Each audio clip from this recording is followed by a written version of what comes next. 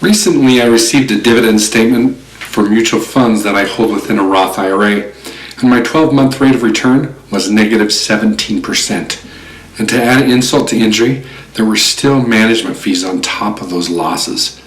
Add inflation to this stellar performance, and you will start to understand my irritation. What I discovered is that even though my asset allocation within this asset class was conservative and well diversified within the fund, it was still hurt by the economic downturn. I've also come to realize that millions of Americans experience the same effect. If you are irritated like me, you're going to want to hear the rest of what I have to say.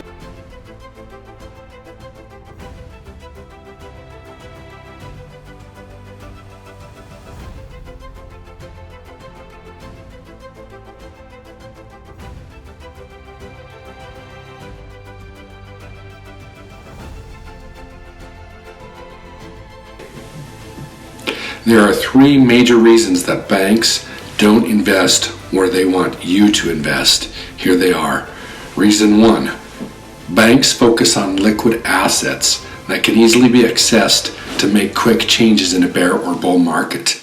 There is nothing a bank desires more with a particular asset class than liquidity. For example, banks don't like assets they call REOs. I just can't stop that feeling anymore.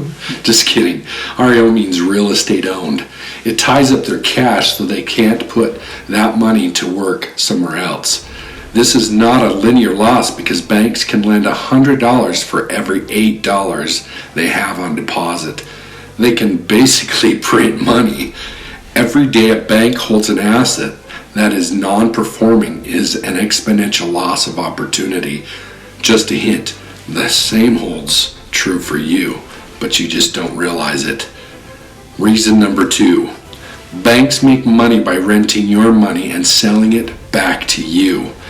First, they rent money from you that they put in their imaginary vault. Just kidding, they do actually have a vault and there's a little bit of money in there. They pay you a small amount of interest depending on how much time and what conditions you allow them to subject your money to. Next, they lend your money to you or others who don't really need it.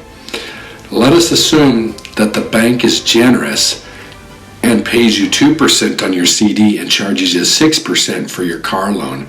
You think 6% minus 2% is only a spread of 4% or a 4% ROI for the bank. And you are more than happy to pay such a meager amount.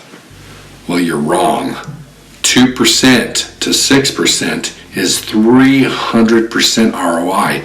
If you gave me $2 and I gave you back $6, that is 300% growth. Banks do this every second of every day, 365 days a year. They then sell you shares of their company to fund their everyday operations and liabilities.